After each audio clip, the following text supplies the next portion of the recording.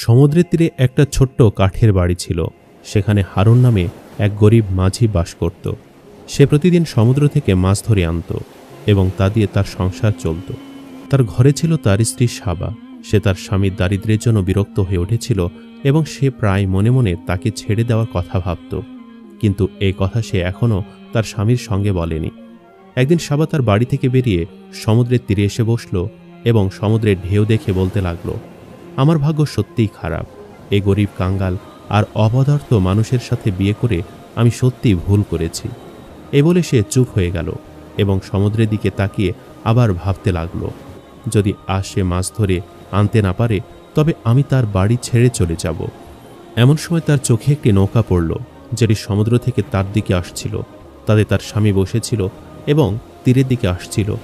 যখন সে তার নৌকা নিয়ে তীরে পৌঁছালো তখন তার স্ত্রী সাবা এ আশায় তার নৌকার দিকে তাকালো যে হয়তো আজ সে কোনো মাছ ধরে এনেছে, কিন্তু আজও তার নৌকায় কোনো মাছ ছিল না। আজও সে সমুদ্র থেকে খালি হাতে ফিরেছে। তার চোখে লজ্জা ছিল, তাই সে তার স্ত্রীর সঙ্গে চোখ মেলাতে পারল না এবং চুপচাপ তার বাড়ির দিকে হাঁটতে লাগলো। তার স্ত্রী সাবা তাকে রাগের সঙ্গে দেখতে থাকলো। হারুন যখন তার বাড়ির দরজা খুলে ভেতরে ঢুকলো এবং লজ্জায় দেওয়ালে হেলান দিয়ে বসল, তখন সাবাও তীর থেকে উঠে তার পিছনে চলে এলো এবং সাবা অভদ্রভাবে তার স্বামীকে বলল, আজও গ্রামের সব মাঝিদের জাল মাছ দিয়ে ভরা ছিল, আর তুমি এতটাই অভাগা যে 20 দিন ধরে একটিও মাছ ধরতে পারোনি। স্ত্রীর মুখে এমন কথা শুনে হারুন হতাশ কণ্ঠে বলল, সাবা, আমি চেষ্টা তো করছি, কিন্তু কি করব, ভাগ্য সঙ্গ দিচ্ছে না।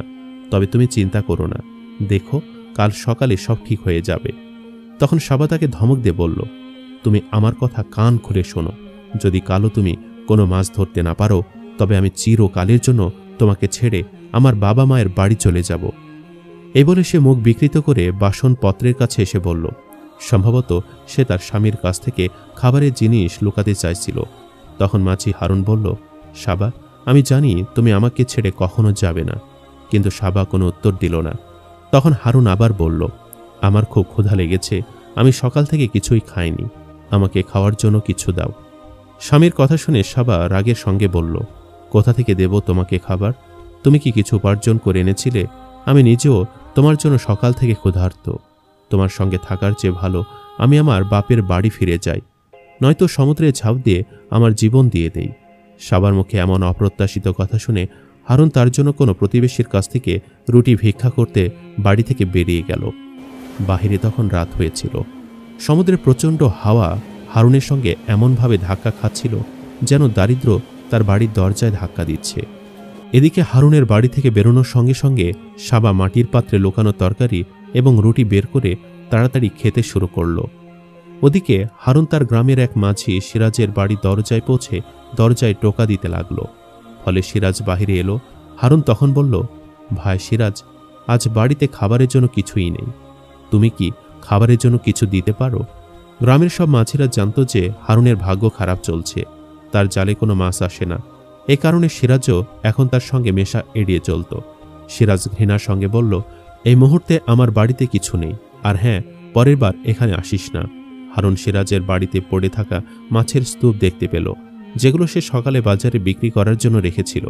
তখন হারুন সে মাছের দিকে ইশারা করে সিরাজকে বলল, আল্লাহ তোমাকে আজ অনেক মাছ দিয়েছেন, তুমি কি এগুলোর মধ্যে থেকে আমাকে একটা মাছ দিতে পারো? আমি ভিক্ষা চাইছি না, এটা তোমার কাছ থেকে আমার ধার থাকবে। আমি যখনই সমুদ্র থেকে মাছ ধরব তখন একটার বদলে 2টো মাছ তোমাকে ফিরিয়ে দেব। হারুনের কথা শুনে সিরাজ রাগের সঙ্গে বলল, একটা মাছ ধরতে পারিস না আর আমাকে 2টো মাছ ফিরিয়ে দিবি? চল দূর হ আমার বাড়ি থেকে। অতবার হারুন লজ্জিত হয়ে মাঝিদের গ্রামের আরেকটি বাড়ির দিকে গেল, কিন্তু সেখান থেকেও তাকে অপমান করে তাড়িয়ে দেওয়া হলো। ফলে হারুন অসহায়ভাবে অশ্রুসিক্ত নয়নে হাঁটতে হাঁটতে সমুদ্রের ঢেউয়ের কাছে এসে বসল। আকাশের তারাগুলো তাকে আজ ঝাপসা দেখাচ্ছিল। সে কাঁদতে কাঁদতে আল্লাহর কাছে বলল, হে আল্লাহ, তোমার এই বান্দাকে সাহায্য করো, আমাকে রিজিক দাও। হে আল্লাহ, সবার জালে মাছ আসছে, আমার জালে কেন আসছে না? আমাকে সাহায্য করো। অশ্রু তার মুখ ভিজিয়ে দিয়েছিল আর সমুদ্র তার কাপড় ভিজিয়ে দিয়েছিল।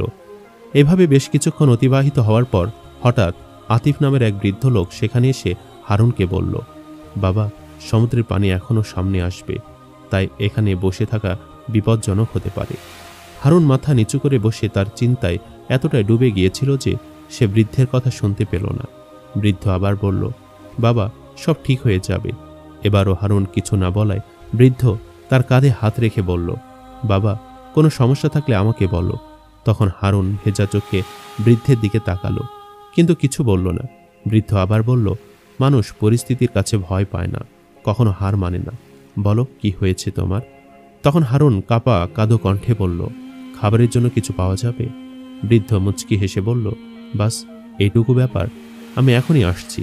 এই বলে বৃদ্ধ তার বাড়িতে চলে গেল। হারুন তীরের বাড়িতে বসে তার জন্য অপেক্ষা করতে লাগলো। কিছুক্ষণ পর বৃদ্ধ খাবারের জিনিস হাতে নিয়ে হারুনের কাছে ফিরে এসে বলল, এই নাও, এটা তোমার জন্য। হারুন বৃদ্ধের দেওয়া জিনিস দেখল। তাতে ছিল সবজি, ডাল আর 3টি রুটি। খাবার দেখে হারুনের চোখে আবার পানি চলে এলো। সে বৃদ্ধের কাছে কৃতজ্ঞতা প্রকাশ করল এবং দ্রুত সেখান থেকে তার বাড়ির দিকে রওনা দিল। অতপর বাড়ি ফিরে এসে তার স্ত্রীকে বলল, সাবা, দেখো, খাবার নিয়ে এসেছি। সাবা যে আগে খাবার খেয়ে ফেলেছিল, তবুও সে 3টি রুটির মধ্যে 2টি এবং অর্ধেকেরও বেশি তরকারি নিজের জন্য রেখে দিল এবং হারুনকে 1টি রুটি, সামান্য ডাল আর সবজি দিল। হারুন তাতেও খুশি ছিল। খাওয়ার পর সে তাড়াতাড়ি ঘুমিয়ে পড়ল, কারণ সকালে সূর্য ওঠার সঙ্গে সঙ্গে সে আবার মাছ ধরতে সমুদ্রে যাওয়ার কথা ভেবেছিল। অতপর ভোরবেলায় হারুন তার নৌকা নিয়ে বেরিয়ে পড়ল। আজ সে তার নৌকাকে একবারে সমুদ্রের গভীর জলে নিয়ে গেল, যেখানে যাওয়ার সে ভয় পেত। তার নৌকার অবস্থা এমন ছিল না যে সে এই সমুদ্রের এলাকায় আসতে পারে, কিন্তু আজ সে তার স্ত্রী সাবার জন্য এটাও করে ফেলল। সে সাবার জন্য তার জীবন বিপন্ন করল। হারুন তার জাল সমুদ্রে ফেলল। আজ তাকে মনে হচ্ছিল যে হয় আজ সে কোনো মাছ ধরবে, নয়তো তার নৌকা এখানে ডুবে যাবে আর সমুদ্রের বড় মাছগুলো তাকে ধরে খেয়ে ফেলবে। কারণ গতরাতে সাবার কথাগুলো বারবার তার মনে পড়ছিল। সাবা বলেছিল, তোমার সঙ্গে থাকার চেয়ে ভালো আমি আমার বাপের বাড়ি ফিরে যাই, নয়তো সমুদ্রে ঝাঁপ দিয়ে আমার জীবন দিয়ে দেই। তার মনে পড়ছিল সাবার সেই কথাগুলো, যখন সে বলেছিল, তুমি আমার কথা কান খুলে শোনো, যদি কালও তুমি কোনো মাছ ধরতে না পারো, তবে আমি চিরকালের জন্য তোমাকে ছেড়ে আমার বাবা মায়ের বাড়ি চলে যাব। হারুন নৌকায় বসে জালে মাছ আসার অপেক্ষা করতে করতে ভাবতে লাগলো, যদি আজও আমি খালি হাতে বাড়ি ফিরি, তবে সব শেষ হয়ে যাবে, সাবা চলে যাবে। এই ভাবনা এই বিপজ্জনক সমুদ্রের এলাকায় তার মৃত্যুর ভয়ও দূর করে দিয়েছিল। এখন তার এই ভয় ছিল না যে তার নৌকা এখানে সমুদ্রে ডুবে যেতে পারে। সে শুধু যেভাবেই হোক মাছ ধরতে চাইছিল। এটাই ছিল তার স্ত্রীর প্রতি তার সত্যিকারের ভালোবাসা, যা সে কয়েকটি পয়সার জন্য বুঝতে পারছিল না। হয়তো যদি সে তার সাহস জুগিয়ে দিত, তবে হারুনের ওপর এমন দিন আসত না। হয়তো প্রকৃতি হারুনকে তার স্ত্রীর আসল চেহারা দেখাতে চাইছিল। এ কারণে কয়েক ঘন্টা পেরিয়ে গেলেও কিন্তু হারুন এখনও কোনো মাছ ধরতে পারেনি। অতপর দুপুর হয়ে গেল। গ্রীষ্মের সূর্য যেন আগুন বর্ষণ করতে লাগলো, কিন্তু তার জাল তখনও খালি ছিল। বিকেল 3টার কাছাকাছি তার চোখ পড়ল একটি নৌকার ওপর, যেখানে দাঁড়িয়ে থাকা লোকটির মুখ কিছুটা চেনা মনে হলো।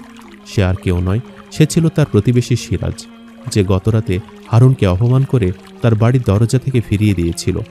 সে তার আগের দিনের মাছগুলো বাজারে বিক্রি করে আবার নতুন মাছ ধরতে গভীর সমুদ্রে এসেছিল। তার নৌকা হারুনের নৌকার চেয়ে অনেক বড় এবং মজবুত ছিল, আর মাছ ধরার সরঞ্জামও তার কাছে হারুনের তুলনায় অনেক ভালো ছিল। অতবার হারুন তার নৌকা নিয়ে সিরাজের নৌকার কাছে গেল।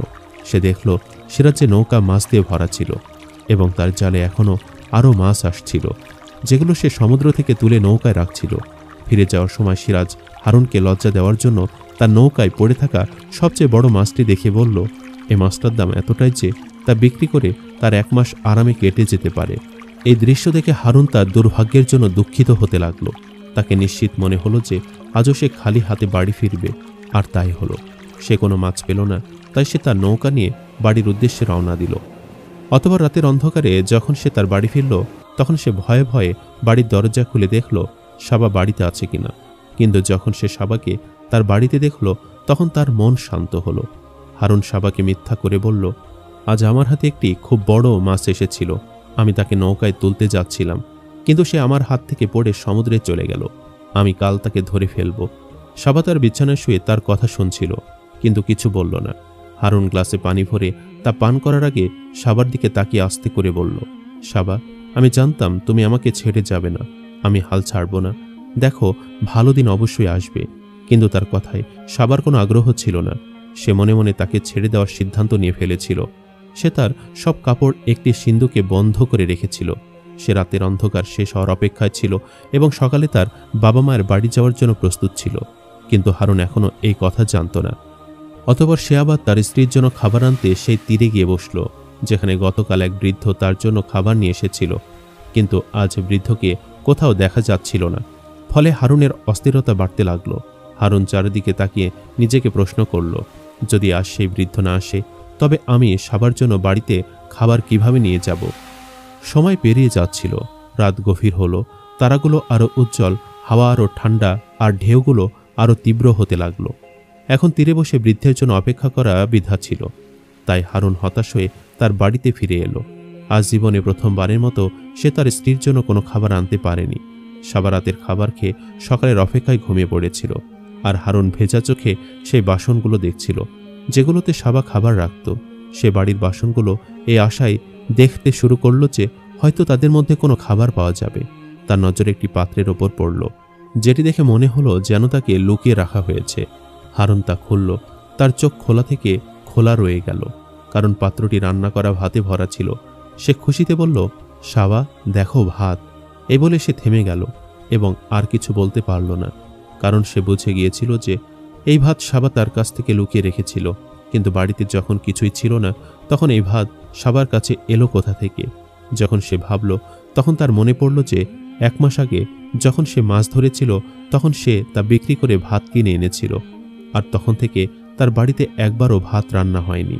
সে বুঝে গিয়েছিল যে সেই ভাত সাবা তার জন্য সঞ্চয় করে রেখেছিল এবং আজ তা রান্না করেছে। হারুন এইভাবে দুঃখ পেল যে সাবা শুধু নিজের কথাই ভেবেছে। পরক্ষণে এই ভেবে খুশি হলো যে সাবা আজও ক্ষুধার্ত থেকে ঘুমায়নি। হারুন তার পেট ভরার জন্য সেই ভাত খেল যা সাবা লুকিয়ে রেখেছিল। অতঃপর খাবার খাওয়ার পর হারুন একটি চাদর নিয়ে বিছানায় শুয়ে বাড়ির জানালা দিয়ে বাহিরের দিকে তাকিয়ে এই ভাবতে লাগলো যে আজ সে সকাল থেকে ক্ষুধার্ত ছিল, তবুও সাবা তার কাছ থেকে ভাত লুকিয়ে রেখেছিল। এই ভাবনার মাঝে সে ঘুমিয়ে পড়ল। সকালের প্রথম রোশনি তার চোখে পড়ার সঙ্গে সঙ্গে হারুন আবার পরিশ্রম করার জন্য উঠে পড়ল। সাবা তখনও ঘুমাচ্ছিল। হারুন সাবাকে তার স্ত্রী হিসেবে জীবনে শেষবারের মতো দেখছিল, কিন্তু এই কথা না জেনে সে সাবার জন্য পরিশ্রম করতে বাড়ি থেকে বেরিয়ে গেল। সে সমুদ্রের তীরে পড়ে থাকা তার নৌকার অবস্থা পরীক্ষা করতে লাগলো। আজ সে আরও একবার ঝুঁকি নিতে চলেছিল। আজ সে সমুদ্রে আরও মাছে যাওয়ার জন্য প্রস্তুত ছিল। তাই সে তার নৌকার অবস্থা দেখছিল যে এটি কি এমন অবস্থায় আছে যে সমুদ্রে আরও সামনে যাওয়ার ঝুঁকি নিতে পারে। এই সময় সাবাও উঠে পড়েছিল। একদিকে হারুন নৌকা নিয়ে সমুদ্রে রওনা হলো, আর অন্যদিকে সাবা বাপের বাড়ির দিকে রওনা হলো। সে তার বাড়ি এবং তার স্বামীকে চিরকালের জন্য ছেড়ে সেখান থেকে চলে গেল। সূর্য তখন আরেকটু উপরে উঠে গিয়েছিল। হারুন তার জাল তুলে সমুদ্রে ছুটল। তার হাত জালের দড়ির ওপর ছিল, প্রতিবারের মতো একটি আশা এবং মাছের অপেক্ষা। কিন্তু হঠাৎ তার জাল নড়তে লাগলো। জাল ভারী মনে হচ্ছিল। হারুন তার হাত দিয়ে জাল টানতে লাগলো, আর যখন জাল পানি থেকে বাহিরে এলো, তখন হারুনের চোখে চমক এলো। জালের ভেতরে একটি বড় মাছ ছিল, কিন্তু শুধু সে নয়, তার ছোট ছোট বাচ্চারাও ছিল। মাছটি যেন তাকে দেখছিল এবং কিছু বলছিল। মাছগুলো গভীর অস্থির এবং সাহায্য প্রার্থী। তার নিরীহ ছোট বাচ্চারা জালে আটকে ছিল, অস্থির এবং অসহায়। এমন অবস্থা থেকে হারুনের হৃদয় গলে গেল।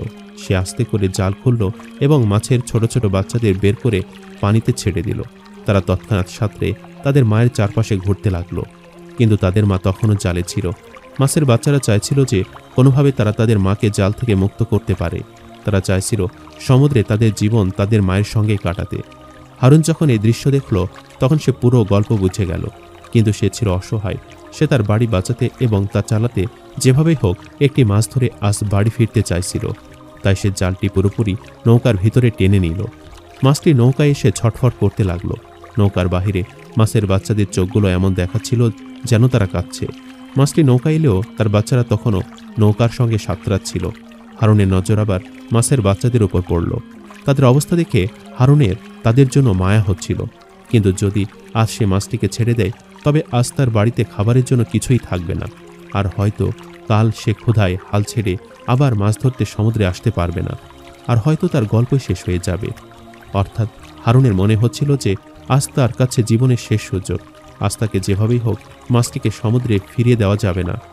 হারুন যে মাছটি ধরেছিল তা এতটাই বড় ছিল যে পরের 1 মাস তার আরামে কেটে যেতে পারত।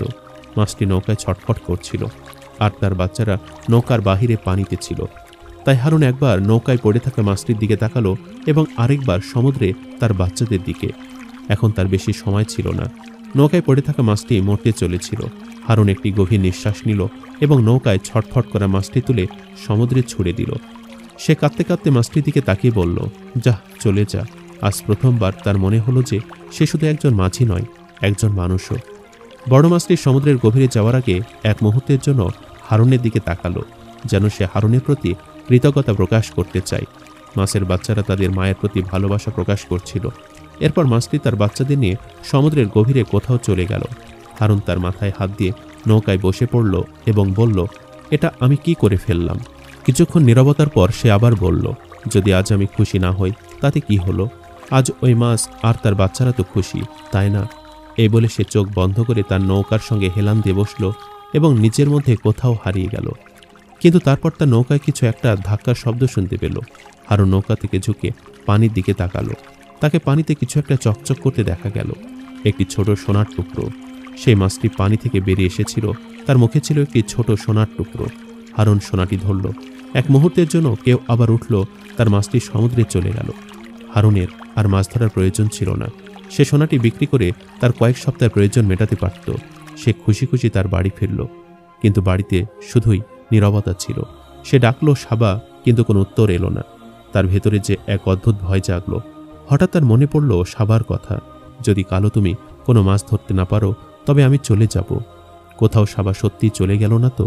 সে দ্রুত বাহিরে বেরিয়ে চারিদিকে তাকালো, কিন্তু সাবা কোথাও ছিল না। সে আবার ঘরের ভেতর গেল এবং দেখতে পেল সেখানে একটি চিঠি রাখা। সেখানে লেখা ছিল, তুমি আর আমাকে খোঁজ করবে না, আমি বাপের বাড়ি চলে যাচ্ছি। এই চিঠি পেয়ে হারুনের সব চেষ্টা ব্যর্থ হলো। হারুন এবং সাবার সম্পর্ক চিরকালের জন্য শেষ হয়ে গেল। সে রাতে হারুন সমুদ্রের তীরে এসে বসল। আজ তার কাছে টাকা ছিল, কিন্তু সাবা ছিল না। সাবা তার জন্য নয়, শুধু টাকার জন্য তার সঙ্গে ছিল। টাকা ফুরিয়ে যাওয়ার সঙ্গে সঙ্গে সে চলে গেল। যারা সঙ্গ ছেড়ে দেয় তারা যে কোনো অবস্থায় ছেড়ে দেয়। যারা সত্যি নিজের মানুষ হয় তারা ভালো মন্দ সময় সঙ্গ দেয়। প্রিয় দর্শক, আজকের পর্ব এই পর্যন্তই। পরের পর্ব দেখতে চাইলে অবশ্যই আমাদের কমেন্ট করে জানাবেন। আল্লাহ হাফেজ।